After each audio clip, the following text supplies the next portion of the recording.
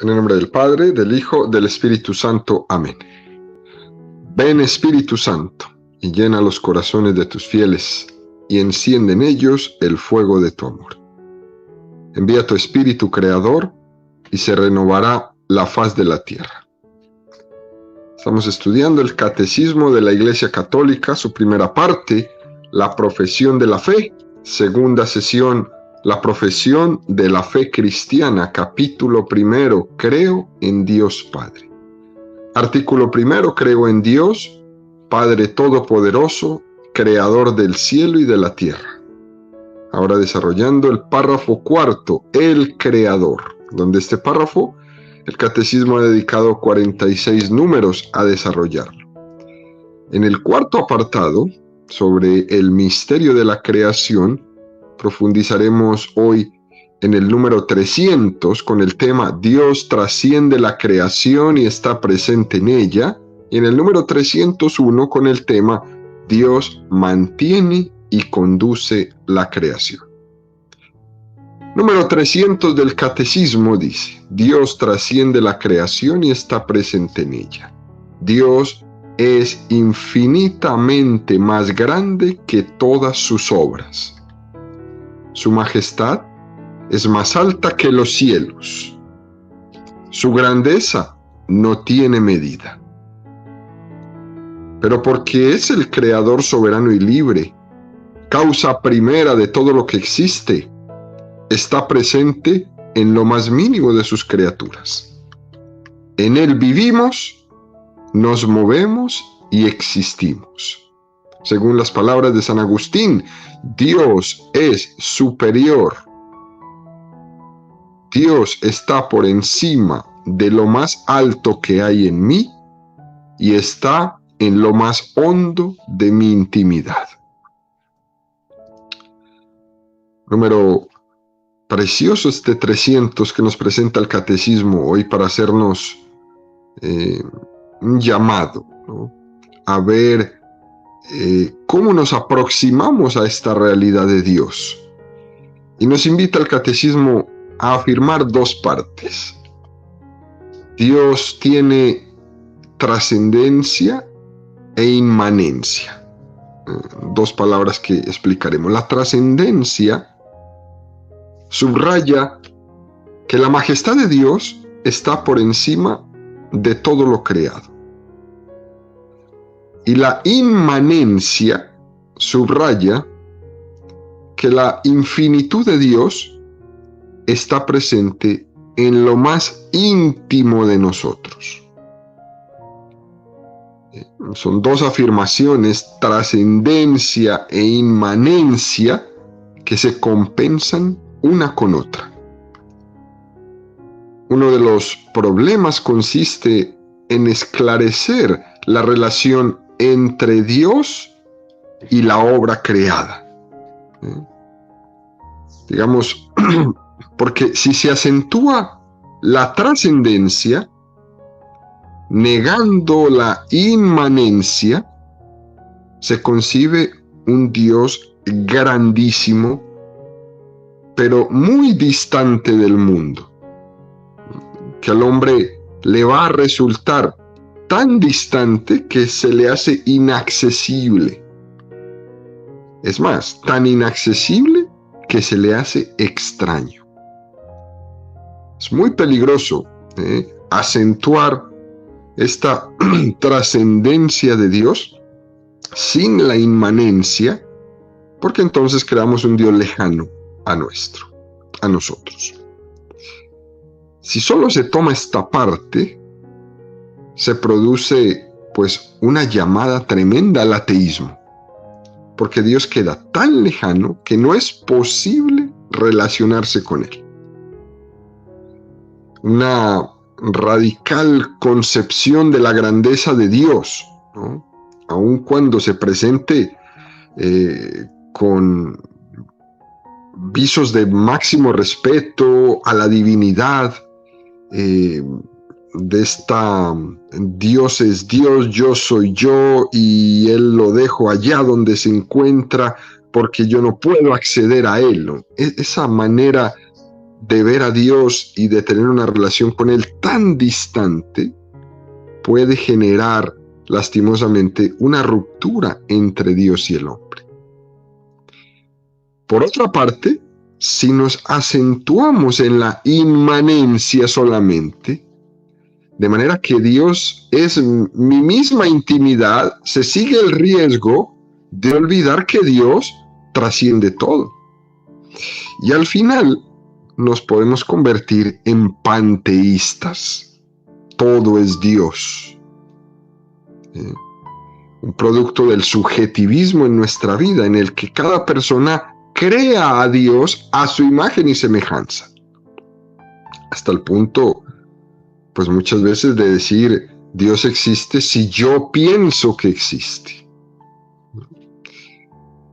Entonces, pero muy importante estos dos puntos, queridos amigos: trascendencia e inmanencia.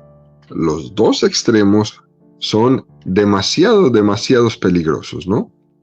Dios no nos habla, sino que Dios habla en mí, sería la expresión de la inmanencia mal entendida, ¿no?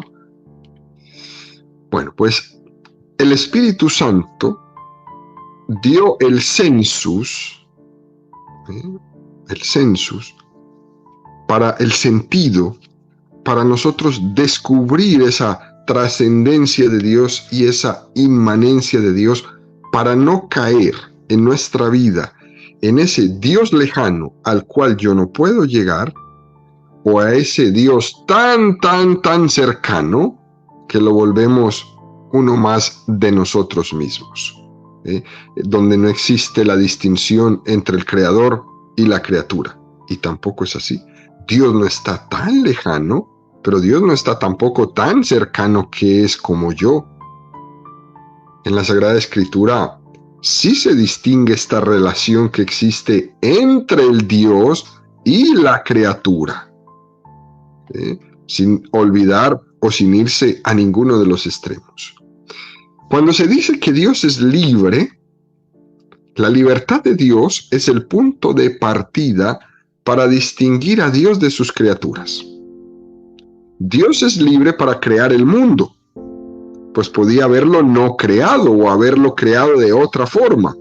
Es decir, hay una distinción real entre Dios y sus criaturas. El ser y obrar de Dios no se confunde con el del hombre. Y nos hace referencia el Catecismo al libro de Oseas 11:9. No daré curso al ardor de mi cólera, no volveré a destruir a Efraín, porque soy Dios, no hombre. En medio de ti yo soy el santo, y no vendré con ira. Qué expresión tan tremenda nos regala aquí el libro de Oseas, ¿no? Porque yo soy Dios, no hombre. Se muestra clarísimo que Dios no puede ser confundido con el hombre. Dios tiene su independencia. Además, Dios no se desvincula de su obra, pues está presente en todo lo creado.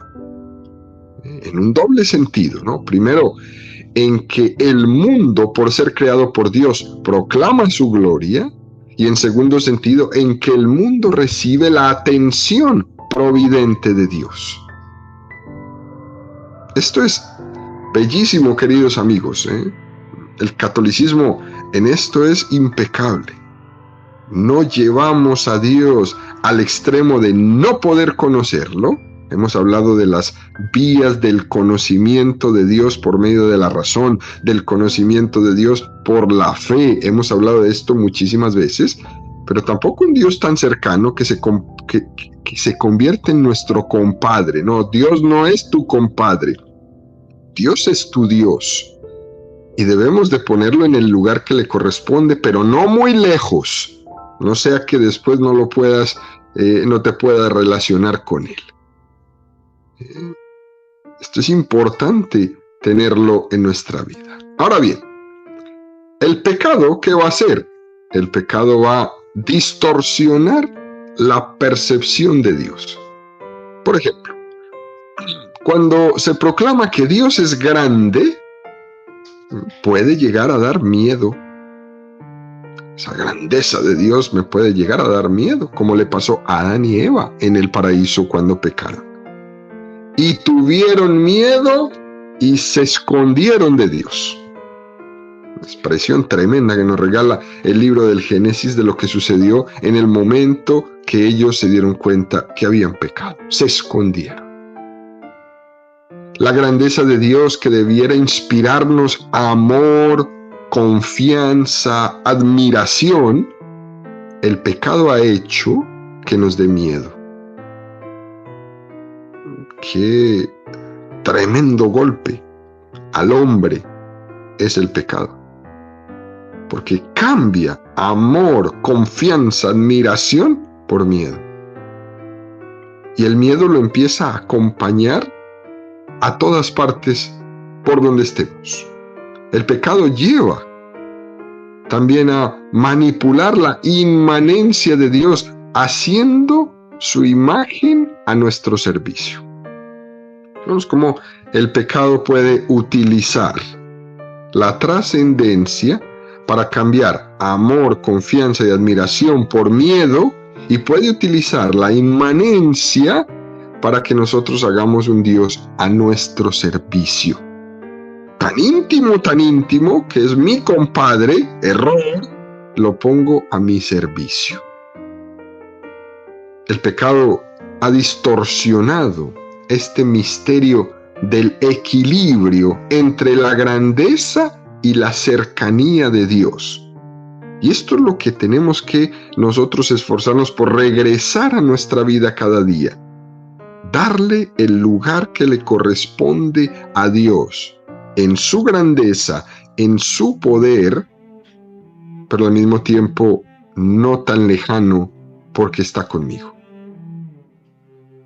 La redención, la revelación en Jesucristo, ha venido a subrayarnos las dos cosas, la trascendencia y la inmanencia.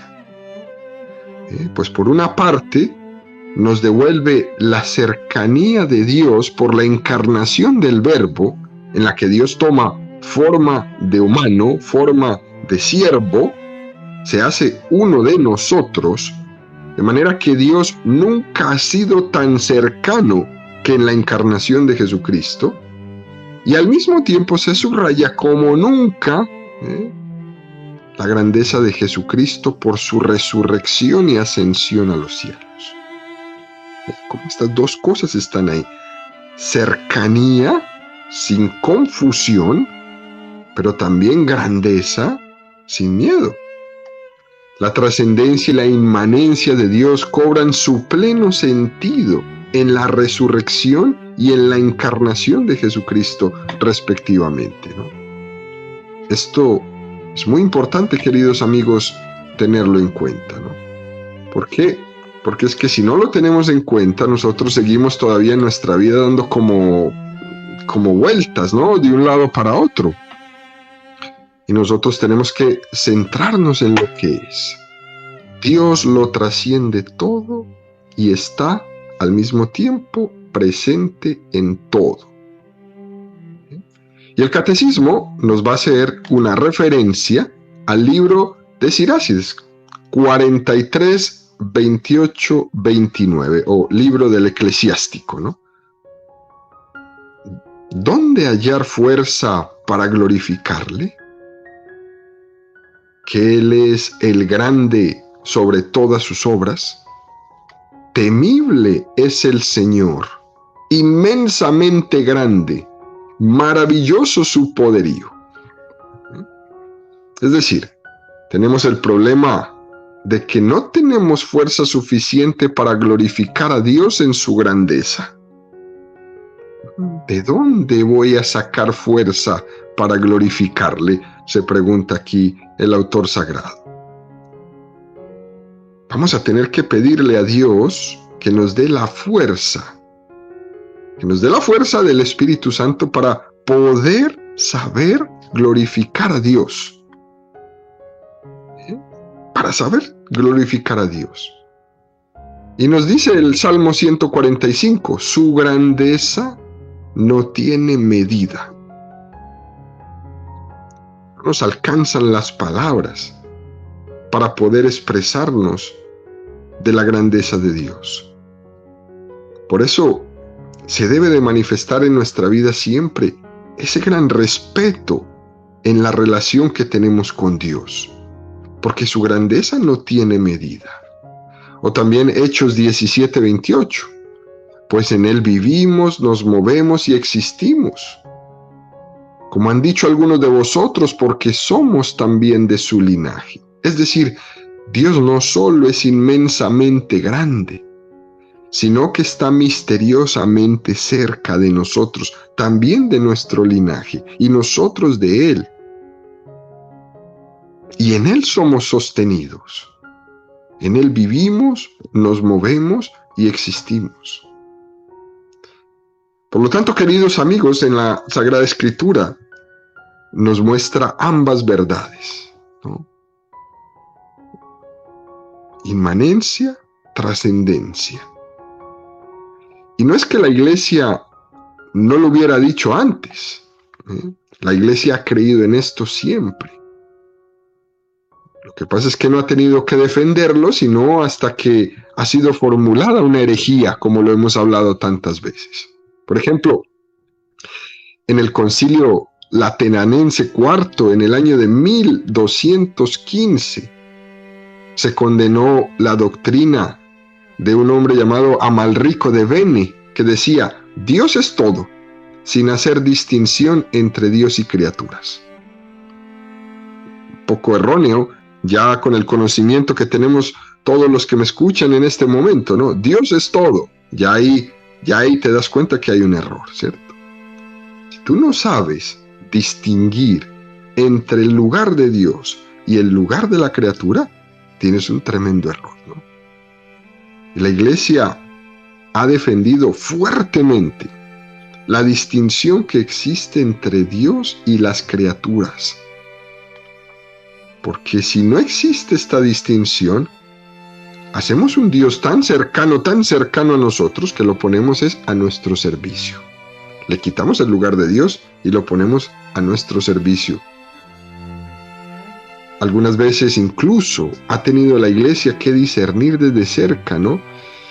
Pues es posible que algunos místicos, cuando hablan de esta elevación de la criatura a Dios, pueden usar ciertos términos que confunden un poco la mística, la relación íntima con Dios que un hombre puede llegar a tener, un poquito con el panteísmo.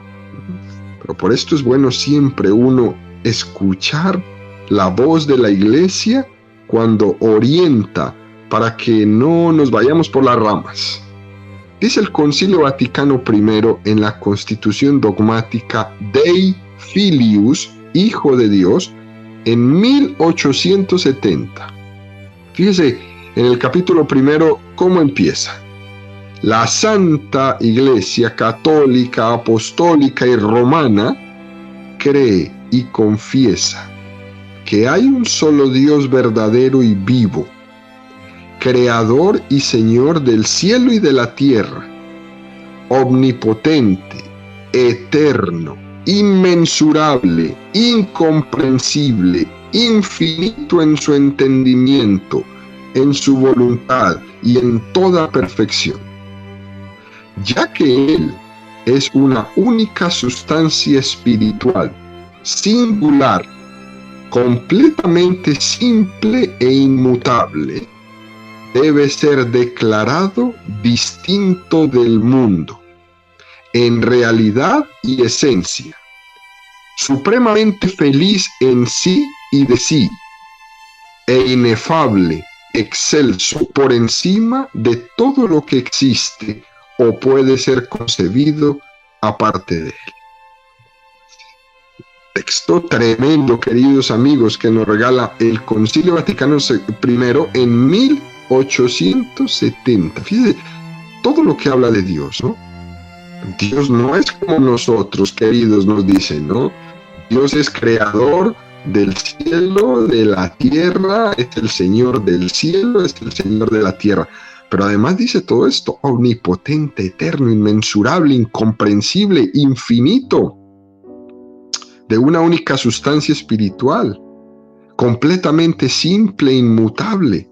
Y esta expresión tan hermosa: debe ser declarado distinto del mundo, porque Dios no es uno de nosotros, aunque se haga cercano a nosotros. Aunque se haga cercano a nosotros, hay que darle su lugar. Una cosa es la mística que nos acerca a Dios, y otra cosa es confundir al Creador con la criatura. La respuesta del Vaticano I, de la Iglesia Universal, viene a atajar, viene a cortar cualquier forma de panteísmo que niega la creación como un acto propio de Dios, que es el único que puede crear. Olvídense de clonaciones y de que el hombre es capaz de hacer otros hombres. Eso, Dios es el único que puede crear. La creación es un acto singular y propio de Dios. Muy importante afirmar esto, queridos amigos, porque ha sido providencial. Porque en esta época, en esta nueva era donde nosotros vivimos, que empapa la cultura y el pensamiento actual, donde no se distingue qué es la experiencia profunda de Dios, de la afirmación de que somos criaturas de Dios y esencialmente distintos a Él, entonces tomamos esta expresión preciosa de San Agustín: Dios está por encima de lo más alto que hay en mí y está en lo más hondo de mí. Como siempre hemos dicho, ¿no? San Agustín en un renglón desbarata todo y concluye todo lo que se ha dicho. Dios está por encima de lo más alto que hay en mí y está en lo más hondo de mí. Y de esta expresión de San Agustín podemos extraer dos consecuencias para nuestra espiritualidad muy interesantes. Que Dios esté por encima de mí debe ayudarme a relativizar los problemas y a saber que las dificultades que vivo en mi vida son muy limitadas. ¿Por qué? Porque Dios está por encima de mí. Y que Dios esté en lo más hondo de mí debe evitar que nos sintamos solos y pensar que Dios nunca nos dejará de su mano, que nunca se olvidará de nosotros, porque Dios es mi amigo y Dios me ofrece su intimidad. Esto, queridos amigos, es algo maravilloso. Dios está por encima de mí, Dios está en lo más hondo de mí.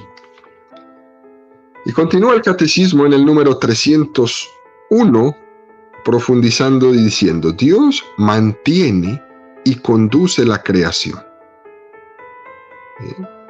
Dice el número 301, realizada la creación, Dios no abandona a su criatura a ella misma. No solo le da el ser y el existir, sino que la mantiene a cada instante en el ser, le da el obrar y la lleva a su término. Reconocer esta dependencia completa con respecto al Creador es fuente de sabiduría y de libertad, de gozo y de confianza. Y nos va a traer una cita del libro de la sabiduría: amas a todos los seres y nada de lo que hiciste aborreces, pues si algo odiases, no lo hubieras creado. ¿Y cómo podría subsistir cosa que no hubieses querido? ¿Cómo se conservaría si no lo hubieses llamado? Mas tú todo lo perdonas porque todo es tuyo, Señor, que amas la vida. Sabiduría 11, 24, 26. Fíjense que número 301 tan hermoso, ¿no? Dios no abandona su criatura a ella misma. La creación es una llamada, pues, a estar con Dios, porque Dios nos ha dado el ser de la nada. Hágase, y Dios llama a la existencia. Hágase. Lo que sigue a esta llamada, que es la creación, es una permanencia en ella, pues Dios no abandona a la criatura. Dios no solo creó y se lavó las manos, sino que Dios sostiene su creación en cada instante. No solo le da el ser y el existir, sino que también le da el obrar. Cuando expliquemos más adelante el tema de la gracia, el catecismo lo va a ampliar en muchos números, veremos algunas oraciones, algunas proclamaciones que tiene la liturgia de la Iglesia. Señor, que tu gracia inspire, sostenga y acompañe nuestras obras. Hablaremos de esto mucho más extenso cuando lleguemos ahí a ese apartado. Es decir, que la acción de Dios está teniendo lugar de alguna manera al mismo tiempo que la nuestra. Nosotros obramos y Dios obra, respetando nuestra acción libre, pero sosteniéndola con su gracia. No pudiéramos hacer lo que hacemos si no estuviéramos sostenidos por la gracia de Dios. Hay veces uno se sorprende y dice, ¿cómo este ser humano ha podido hacer este gran descubrimiento? Sin duda alguna por la gracia de Dios. ¿Cómo ha podido hay veces nos ponemos a pensar el que inventó, ¿no?, la luz eléctrica. Pero ¿cómo? ¿De dónde? El que inventó, no sé, un fax, por ejemplo. Santo Dios, ¿cómo puedes mandar un papel desde mi oficina a España y lo mandas y llega y se imprime allá? ¿Quién fue el genio que se inventó eso? ¿Cómo le hizo? O los mapas de navegación. Hoy día hasta el internet, ¿no? El teléfono. Hay genios que Dios ha puesto en la historia de la humanidad para que aporten cosas importantes, pero no son ellos, son sostenidos todos por la gracia de Dios. En Él nos movemos, en Él existimos, en Él somos. Y todo lo que el hombre haga viene sellado por la gracia. Dios deja que el hombre obre, pero Dios también obra al mismo tiempo. Y este equilibrio solo lo puede hacer Dios. Es muy difícil que una persona acompañe a otra sin al final terminar no anulándola. Y Dios no hace eso. Dios nos acompaña todo el tiempo, pero Él no nos anula. Él obra y nosotros obramos. Y nuestra obra se convierte en algo tan maravilloso, es por su gracia. Como cuando los padres de familia están criando sus hijos, pues a ninguno de nosotros nos enseñaron a ser papá. ¿Y cómo es que llegamos a criar a nuestros hijos de una manera tan hermosa y de una manera tan impecable? ¿Quién te enseñó eso? ¿Dónde está el manual? No, pues no existe manual. ¿Y entonces quién lo hizo? Pues aquel que camina conmigo. Aquel que, obrando yo y obrando Él, me dio su gracia para que esto saliera bien. Es así. Si alguien al escuchar en esa oración que Dios nos da su gracia para obrar el bien, se pregunta, ¿qué tanto por ciento de la obra que haces es de Dios y cuánto es de nosotros mismos? nosotros creo que no estaríamos haciéndonos un planteamiento correcto, ¿no? Pues sería el 100% suyo y el 100% mío. No es 50% lo hizo Dios y 50% lo hice yo, no. Dios hace su obra al 100% y yo hago mi obra al 100%. Muy interesante esto, queridos amigos. Dios nos deja obrar, pero Él no se queda quieto. No se lava las manos y se pone a un lado a sentarse a ver cómo vamos a pecar, no. Él obra al mismo tiempo. ¿Okay? Lo que es propiamente nuestro, sin lugar a dudas, pues es el pecado, ¿no? Pero toda obra buena está sostenida por la gracia de Dios. Dios no solo nos ha dado el ser, sino que nos ha dado el obrar. Dios actúa al mismo tiempo que las causas segundas y sin anularlas. Detrás de todo lo natural está lo sobrenatural. Por eso, el llamado, queridos amigos, es admirarnos de cada obra que hacemos. Porque cuando nos vemos a nosotros mismos y muchas veces nuestra miseria humana, diríamos, yo solo no hubiera sido capaz. ¿De dónde salió la fuerza para esto? ¿De dónde salió la inteligencia para esto? ¿De dónde salió el ánimo para esto? Detrás de todo lo natural que algunas veces se ve imposible, está lo sobrenatural. Y la espiritualidad cristiana, católica, cuando es consciente de esto, nos lleva a entender que ser santo es dejar que Dios lleve a cabo su obra en nosotros, porque Él no se queda quieto. Es dejarnos mover por el Espíritu Santo, dejar mover nuestra naturaleza por su naturaleza.